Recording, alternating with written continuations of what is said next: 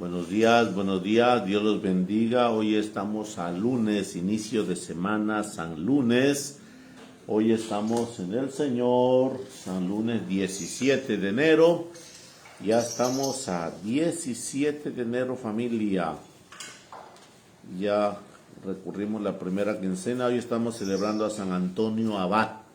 San Antonio Abad, el Señor nos bendice con este monje ermitaño, San Antonio, que el Señor los bendiga. A todos los Antonios, mi hermano Antonio, mi hermano Antonieta, los dos, hoy es día de su santo.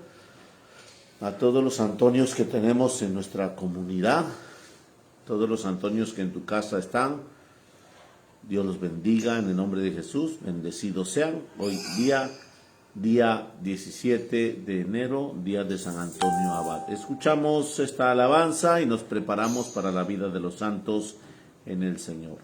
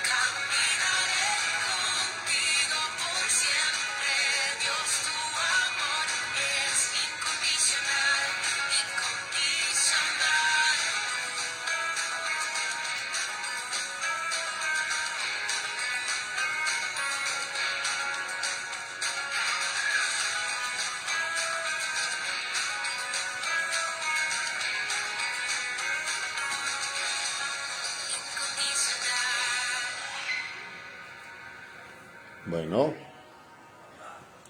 hoy estamos ante el incondicional divino Señor, que nos acompaña en este día de gracia y bendición. Su presencia santa y gloriosa, en el nombre del Padre, del Hijo, del Espíritu Santo. Amén. San Antonio Abad. El nombre de Antonio puede significar floreciente. Del antos, flor o invencible, y antos o de anteos, que el que se enfrenta victorioso a sus enemigos. La vida de este santo la escribió San Atanasio, su gran amigo. San Antonio Abad murió el 17 de enero del año 356. Había nacido en Egipto en el año 251. Se llama Abad porque significa padre, porque él fue el padre fundador del monasterio de los monjes. De pequeño no le enseñaron a leer y a escribir, pero sí lo supieron educar cristianamente. A los 20 años quedó huérfano de padre y de madre, y al entrar en una iglesia oyó leer aquellas palabras de Jesús: si quieres ser perfecto, vende todo lo que tienes, dáselo a los pobres. Se fue entonces, vendió las 30 fénegas de buenas tierras que sus padres le habían dejado en herencia, y repartió el dinero a los necesitados. Lo mismo hizo con su casa y mobiliarios. Luego dejó una pequeña cantidad para vivir él y su hermana. Pero luego oyó leer en el templo aquella frase de Cristo: no te preocupes por el día de mañana. Y vendió el resto de los bienes que le quedaban, y asegurando en un convento de monjas la educación y el futuro de su hermana, repartió todo lo demás entre la gente más pobre, y él se quedó en absoluta pobreza, confiando solo en Dios. Se retiró afuera de la ciudad a vivir en soledad y oración, y vivía cerca de algunos monjes que habitaban por allí, y de ellos fue aprendiendo a orar y a meditar. Le enseñaron a leer, y su memoria era tal que lo que leía lo aprendía de memoria. Esto le va a servir mucho para el futuro, cuando no tenía libros para leer, pero recordaba maravillosamente lo leído anteriormente. El que no trabaja, luego recordó una palabra de San Pablo: el que no trabaja, que no coma. Segundo de Timoteo 3:10. Aprendió a tejer canastas, y con el trabajo de sus manos conseguía para su sustento, y aún le quedaba para ayudar a los pobres. Su fervor era tan grande que pronto se oía hablar de un monje ermitaño muy santo. Se iba hacia él a escucharlo, los consejos, y trataba de aprender cómo llegar a la santidad, y así pronto fue también él un ermitaño admirable y santo. Pero el demonio empezó a traerle terribles tentaciones. Le presentaba en la mente el gran bien que él podría haber hecho si en vez de repartir sus riquezas a los pobres, le había conservado para extender la religión. Y le mostraba la antipatía y le mostraba lo antipática y fea que sería su futuro de vida de monje ermitaño, y trataba de que se sintiera descontento de la vocación a la cual Dios le había llamado. Como no lograba desanimarlo, entonces el demonio le trajo las más desesperantes tentaciones contra la pureza. Le presentaba en la imaginación toda clase de imágenes impuras, pero él, recordando aquella frase de Jesús: vigilad y orad para no caer en la tentación.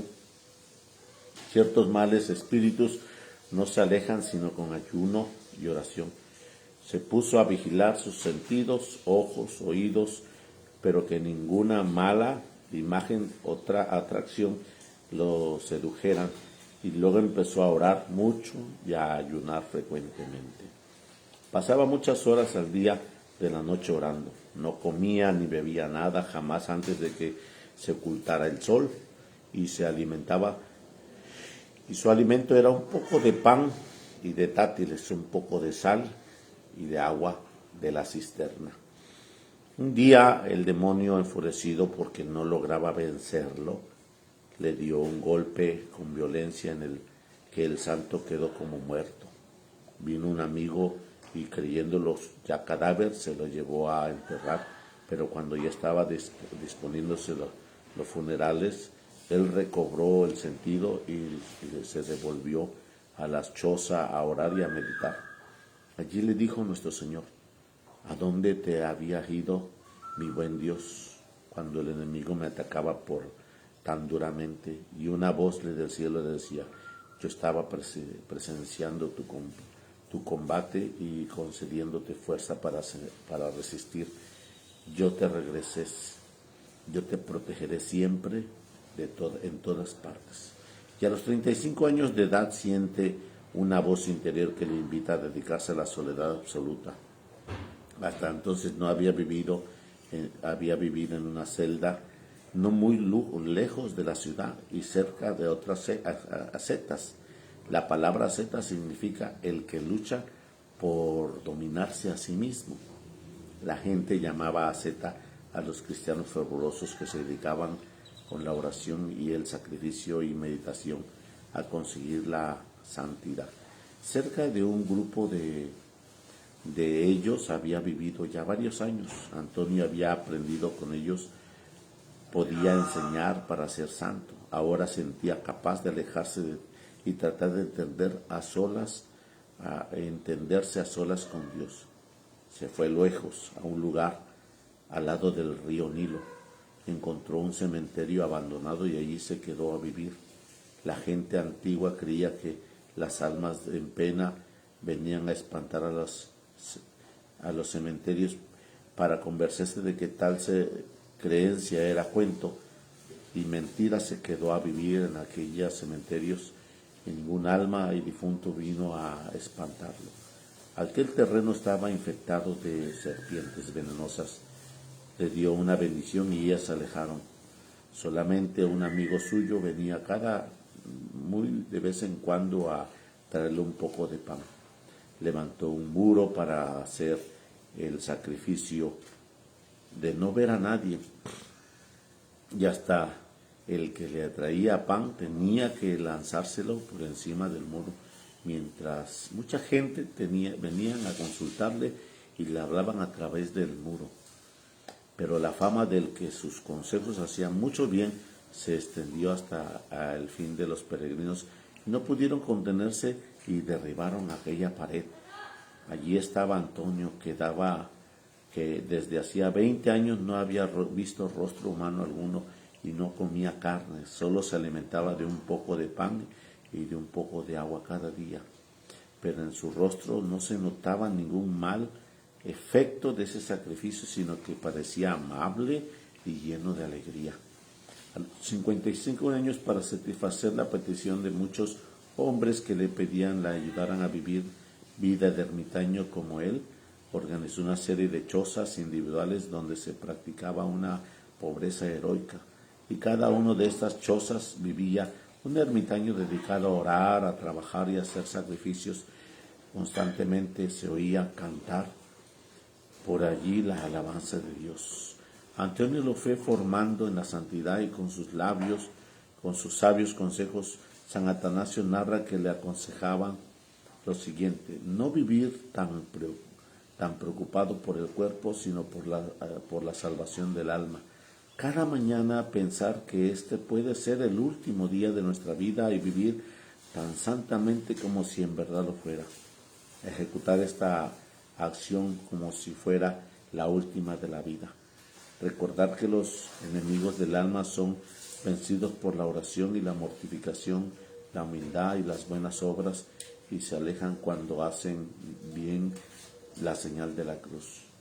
Le costaba muchas veces había hecho salir huyendo del demonio con solo pronunciar con toda fe el santo nombre, el nombre de Jesús, y le decía que para cambiar la impureza hay que pensar frecuentemente lo que nos espera al final de la vida: muerte, juicio, infierno, gloria. Les insistía que se esforzaran por llegar a ser mansos y amables, pero no buscaban ser alabados y muy estimados.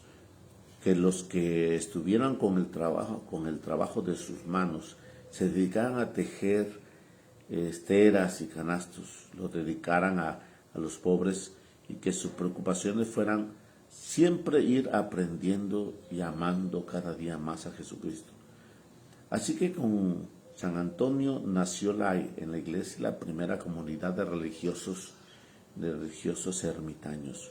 Cuando estalló la persecución contra los cristianos, los santos, se fue a algunos de sus monjes a la ciudad de Alejandría y a animar a los cristianos para que preferían perder todos sus bienes y hasta la misma vida con tal de no renegar de Cristo y de la santa religión.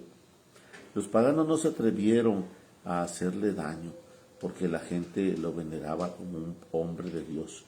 Allí va el santo, exclamaban hasta los paganos al ver pasar.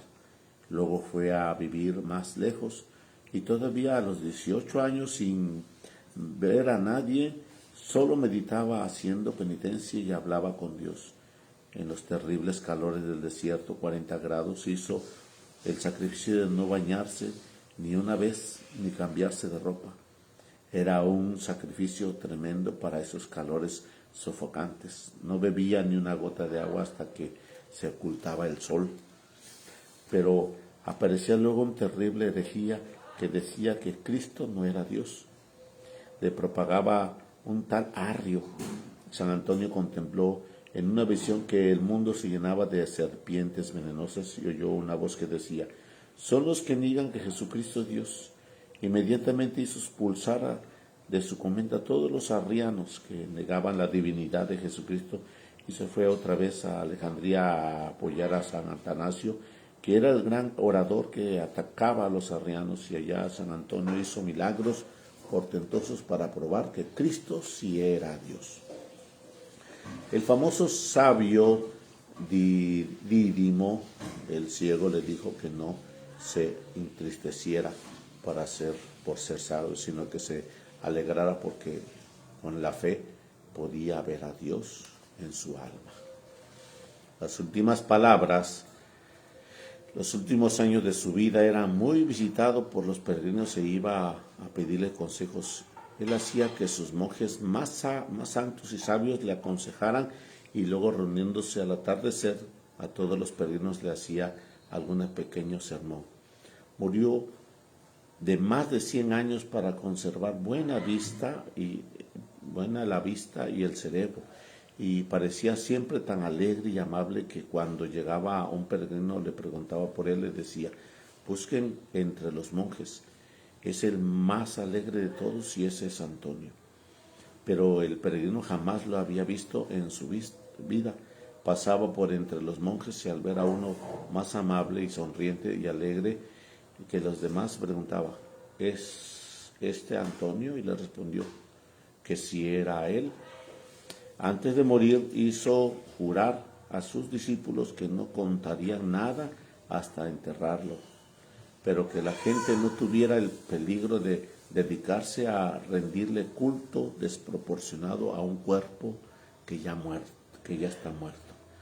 Los antiguos le tenían mucha fe para que se alejaran de sus campos la peste que atacaba a los animales.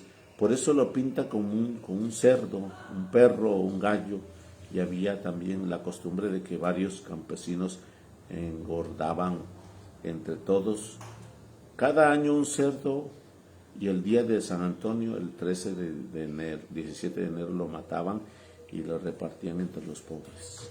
Dios Padre misericordioso, tú que le concedes a San Antonio, lleva la gracia de saber dominarse tan perfectamente a sí mismo, dedicarse a su vida, a la oración y a hacer el bien a los demás.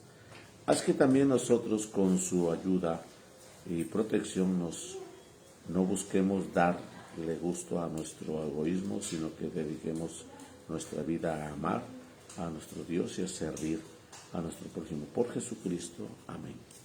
Bueno, pues hoy estamos celebrando la vida de este santo varón. Que el Señor nos bendice hoy en su presencia, nos llena de gracia y misericordia. San Antonio Abad, el primer ermitaño que el Señor nos da. Bueno, vamos al Evangelio del día. Julio.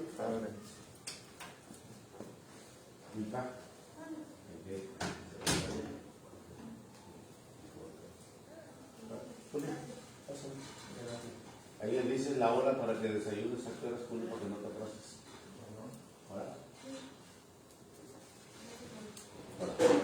Ahorita abajo, ¿a qué hora tengo la? A las 6. ¿Y lo demás? 11:04.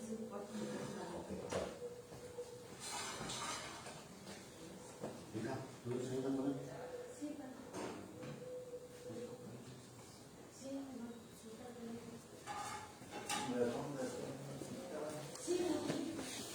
Bueno, discúlpenme. Vamos en este día primero de San Antonio Abad, cual la iglesia va cimentándose con ciertos personajes tan grandes y profundos como este personaje que escuchamos en este día. Y va cimentándose porque el camino de la espiritualidad es base, fundamental, y dentro de ello se arropa de toda la doctrina, de todas las normas, las rúbricas. Pero si no hubiera ese sentido de espiritualidad, pues todo fuera rígido, normas, estructuras, rúbricas, fuera muy rígido.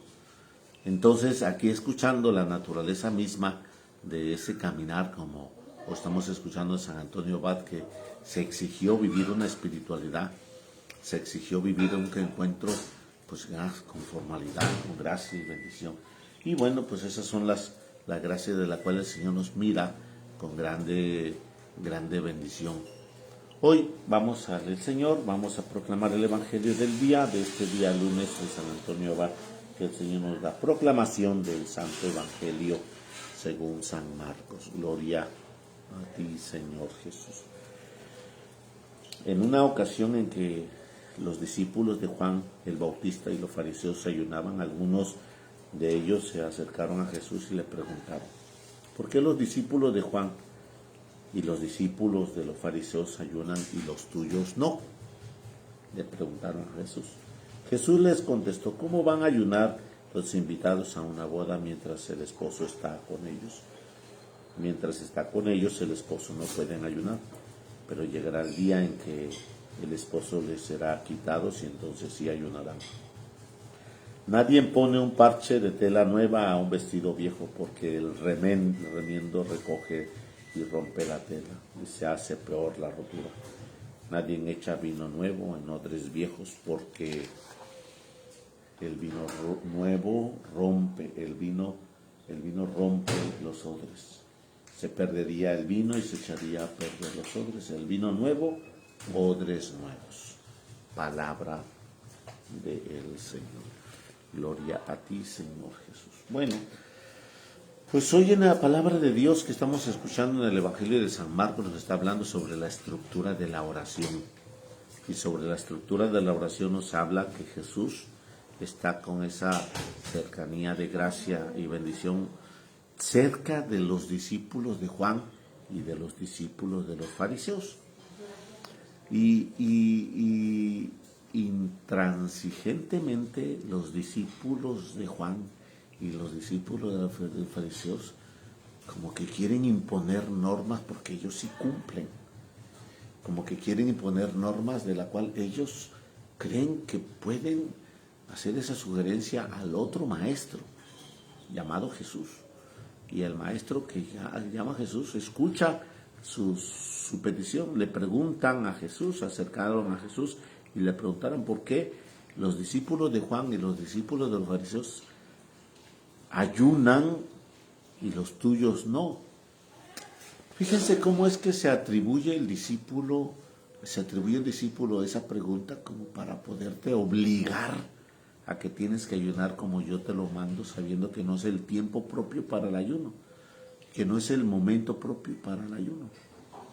Porque el ayuno es un camino, no nada más para que te convenga adelgazar, para que te convenga a sentirte relajado en tu estómago, sino para que tenga un camino de penitencia, un camino de austeridad. Y por eso Jesús les contesta hermosamente, su contestación es misericordiosa. ¿Cómo puede ayunar los invitados en una boda? Mientras el esposo está con ellos, pues realmente no se debe de ayunar. Así que yo les exhorto a que veamos este proceso de la cual Jesús nos habla de una fiesta. Mientras el esposo está con ellos, pues ¿cómo va a ser si el proceso de la boda sigue? El proceso de la boda está.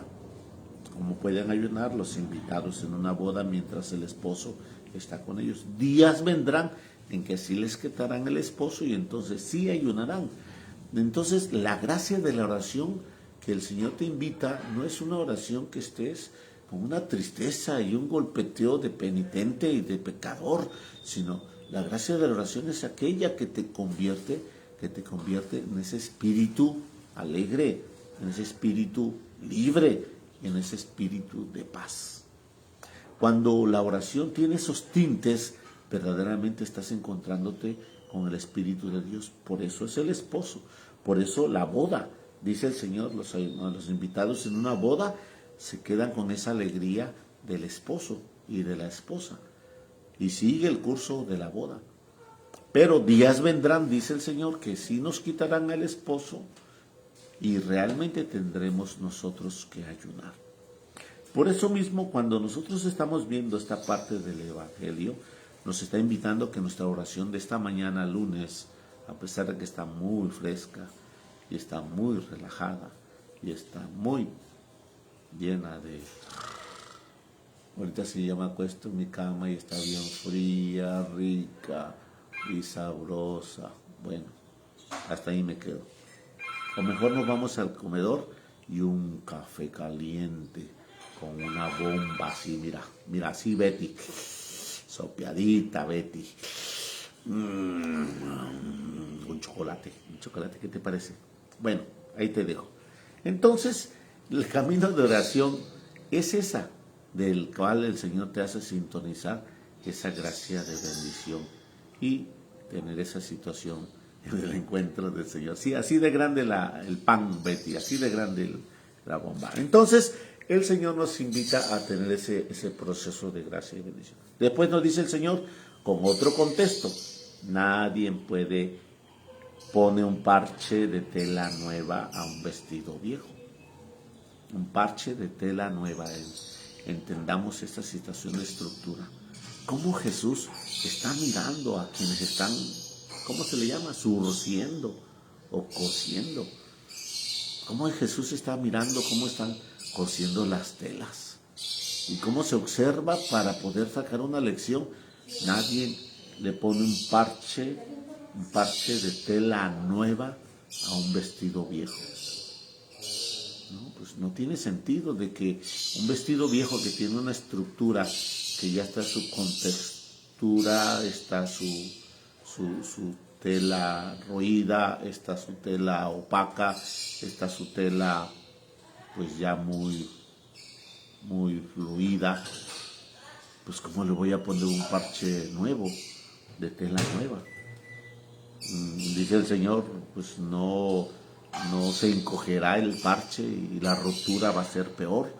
¿Y qué nos quiere decir Jesús con eso? Pues que nosotros debemos de tener un día nuevo hoy, un día nuevo. Ya no tengas parches de lo que ayer pasó, de lo que ayer fue, de lo que ayer ya no está hoy. Hoy es esa situación específica de gracia. Hoy es esa situación del Señor. Por eso hoy el Señor nos está invitando a que nos arropemos no con lo antiguo, sino que nos arropemos con lo nuevo de este día y de este encuentro, de este mensaje que te está diciendo, porque muchos agarramos la estructura de la oración como un ritual y pues, no está mal. Tenemos el ritual de la liturgia de las horas, tenemos el ritual de rosario, que es un ritual, tenemos el ritual, pero que tú te pongas a orar y cierres tus ojos y medites la palabra del Señor y medites ese encuentro de la cual el Señor te invita. Porque yo estoy con una oración y estoy bien enfadado, enojado, atrapado, porque estoy viviendo así y porque estoy... Entonces mi oración está esquematizándose, rígida, está siendo totalmente rígida. Y hoy Jesús nos está invitando que ese es el camino de la cual le preguntaban sobre la oración. ¿Por qué? Porque tú no ayunas y nosotros sí. Entonces, nosotros tenemos que darnos cuenta si estamos casados con rituales o sabemos orar. Y el orar es, el fundamento del orar es saber meditar la palabra de Dios, saberla, como dice por ahí, los chivos tienen ese rumiar, saber saborearla, llevarla a la mente y meditarla para poder tener, porque hoy el Señor nos habla del ayuno, nos habla del parche y nos habla de los odres, nos habla del ayuno, nos habla de la boda, nos habla del parche y nos habla de los odres. Entonces tú te pones, cierras los ojos y comienzas a meditar diciéndole al Señor, Señor, perdóname porque yo sigo con esa situación de quererle poner un parche nuevo a mi vida vieja. Sí, quiero ocultarme en mi vida de pecado, la vida de pecado que llevamos o que llevo. Por consiguiente quiero ponerle un parche nuevo y realmente pues eso no va a servir. O cambio y soy todo nuevo para hoy, o me quedo con un parche de mi vestidura vieja.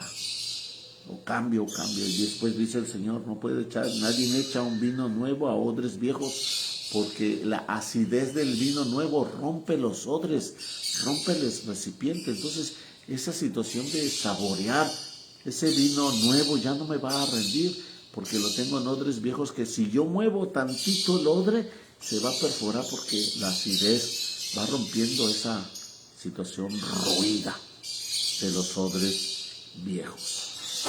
O nadie echa, dice, porque el odre rompe, el vino rompe los odres y se perdería el vino y se echarían a perder los odres.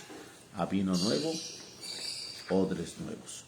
Y bueno, pues aquí nos habla de la doctrina, que nosotros debemos de estar actualizándonos, nos habla de la espiritualidad, que nosotros debemos de profundizarla, nosotros debemos de entregarnos a tener esa situación. Entonces, son 4 pasos del Evangelio de hoy: el ayuno, la boda, la tela vieja y los odres viejos. Y hoy te pido al Señor, ¿qué estás haciendo?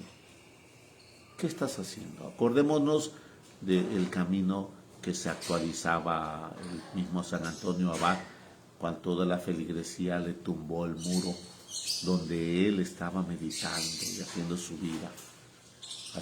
vida en Dios, en un camino de contemplación y de espiritualidad. Y en esa vida de ermitaño, de austeridad, de silencio, de entrega, el Señor lo acompañó ampliamente, con muchos dones.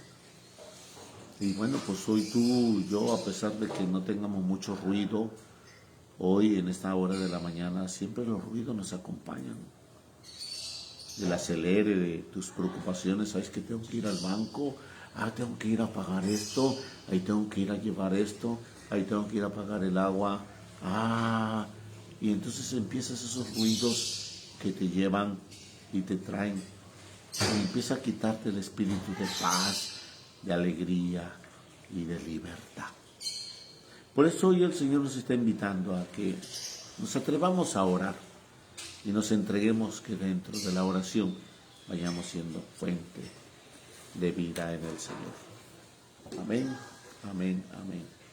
Bueno, pues aquí que está, por ahí estoy viendo a Betty, le informo para que mañana por la noche transmitamos la charla que va a dar esta joven de las mujeres consagradas de este caminar, y le pido a Betty que mañana lo hagamos en el nombre de Jesús, al término de la celebración, hagamos ese camino de bendición. Bendecidos sean, hermanos, en el Señor, que Dios los colme de gracia y fortaleza. Feliz inicio de semana, feliz lunes para todos. Dios los bendiga.